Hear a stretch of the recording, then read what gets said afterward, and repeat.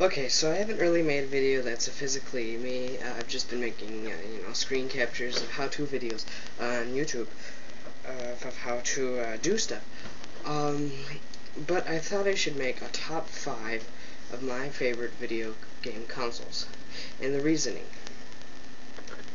2 of the consoles that I will say in my list are not physically here because one, I sold them, and that's about it. There is no 2. Well, actually 2. I made some money. So number 5. Excuse me. Number 5.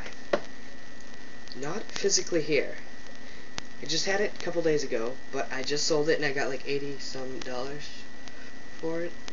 So it was a pretty good amount of money. The PlayStation 2. Reasoning? Well, for one thing, it served me for many hours of fun and play, and I've had it for like 5 years until now. There's tons of games, and I still have like 50 PlayStation 2 games in my cabinet. I gave like 10 of them away to get more money for it, and most of my controllers, they wouldn't even GameStop, they wouldn't even take all my controllers for some reason. A couple of the controllers were broken. One controller, the Sony one that came with it, was the original one that came in the box. Works perfect. It came with it. That one worked fine. Then I had another one that worked fine. They didn't take that one. And the 2 wireless controllers that didn't work very fine, they took that one. And they gave me the 2 crappy ones back, but whatever. Number 4. I have it physically here. The Nintendo Entertainment System. Why? Well, this thing physically saved the video game industry in the 80s. Without this thing, there would be no PlayStation, no Sega, no Xbox, probably not. They'd probably be in pizza places. Plus, this was my first video game console my dad bought in the 80s, and had many great times playing with it, and I still do play with it, by the help from Yobo. Because this thing's 72-pin connector shot. I'm going to buy a new 72-pin connector eventually. But for right now, I'm saving my money. I need to get an HD TV to use my PS3 as a computer, because mine's physically crap.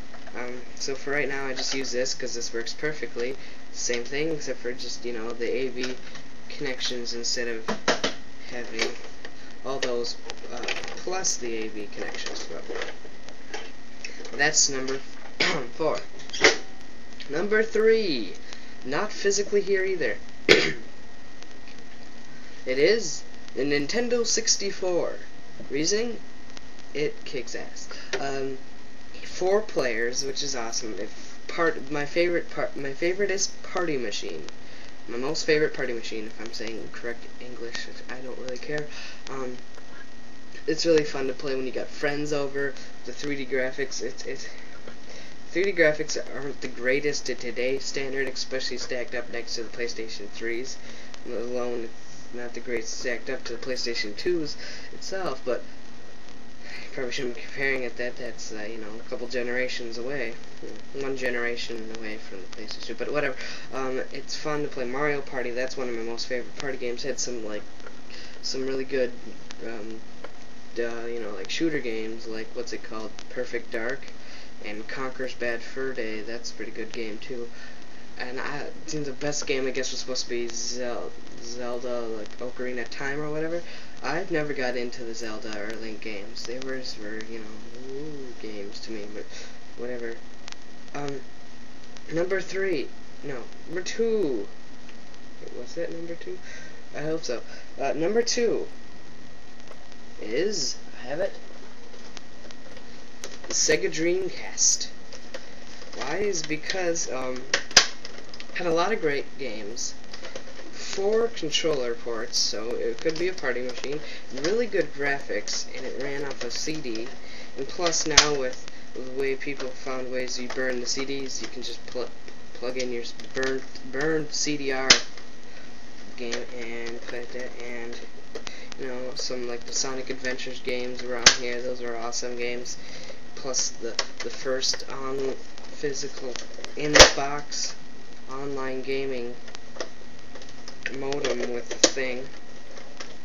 Which I believe after a while you could remove this, and they had a thing where they had Ethernet, or Ethernet, however you pronounce it, instead of just the phone line like everyone uses now. And I only think a couple games supported, but I think you could still use Ethernet with the dial-up games. And now for number 1. A lot of you are going to hate me for this, because some of you hate it for some reason. I don't know why. But, you know, maybe I'm not paying attention. My favorite gaming console is this. Upside down. PlayStation 3. Why? Well, let's just put it this way. This thing's humongously multimedia. Have up to seven controllers. So if they release party games for this thing, it can be a huge party game system and hardcore gaming system. Plus with Blu-ray drive, and oh, this thing's heavy, I have to say. All the different things you can have on the back, you know, HDMI, Ethernet built in, free. Now here's free internet play. Why did I make 4? I don't know why. Free internet gaming. Not $50 a year for Xbox Live. No, it's free. Plus, when Home comes out, my goodness, I can't wait for Home to come out. They keep delaying it. You can never know when Sony is going to. And plus, when you got some of your games and you don't want to play your games because you can't go get a new game, or you don't got any money in your wallet, virtual wallet, to go buy games on the PlayStation Store, what you can do is you can browse the internet. Web browser. Ooh. Web browser. Go on YouTube, watch videos with your PlayStation 3. Go do some research, looking up stuff. And when you got Linux on here, which I'm going to do, so I can use it as my PC, you can do your homework on your PlayStation 3. Weird. Do your homework on your gaming console. It's a worlds collide. Plus, yeah, that's what I do when I don't got any games. I go on YouTube, watch some videos with the PlayStation. Or if you don't got any money, you can go download some free game demos. And free media. There's got some songs I downloaded from the PlayStation Store. It had MP3 files on there. It was really cool. And that's why I rate it number 1, because I think this is one of the systems I had the most fun with. Sure, the PlayStation 2 was great when I had it. You know, I had games for it. Then when I didn't have any games, I get bored, and after I beat them and I stopped playing them because I got stuck and got bored of them.